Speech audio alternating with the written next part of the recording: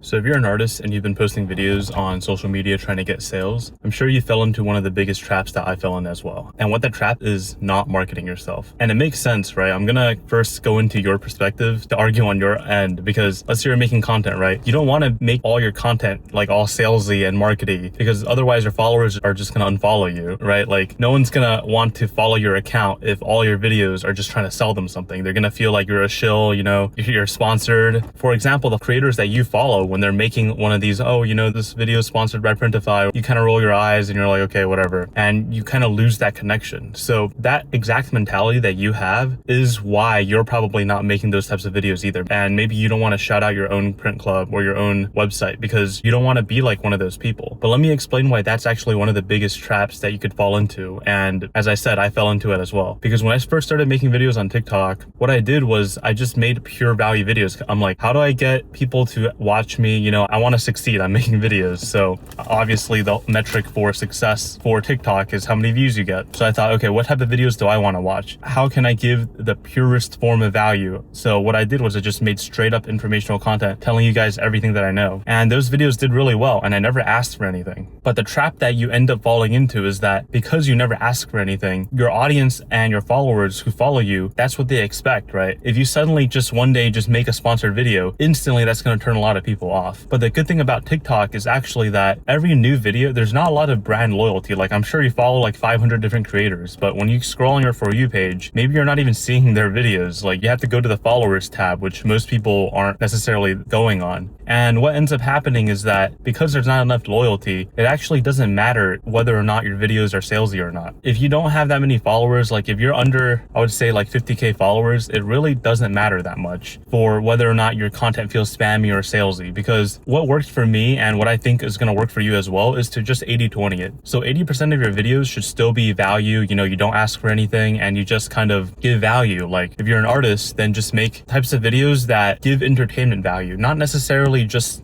time lapses of you drawing or just, you showcasing your product. Because when you make that type of video, it kind of appeals to only your followers, right? Maybe not even your followers, because being honest with ourselves, no one really wants to watch your time-lapse video, just like how you wouldn't really want to watch someone else's time-lapse video. You came on TikTok to be entertained, right? You open this app because your brain craves some sort of dopamine and you want to see like those high-quality videos that are either funny, make you feel something, and your viewers are the same way. They're the same as you. They're on this app to be entertained. So what does that mean? This bridges into the concept of top of funnel, middle of funnel, and bottom of funnel content. And if you're going to apply the 80-20 rule to this, 80% of your content should be top of funnel. What does top of funnel content mean? Get eyeballs on your account. It doesn't have to explain that you're selling anything. It doesn't even have to be like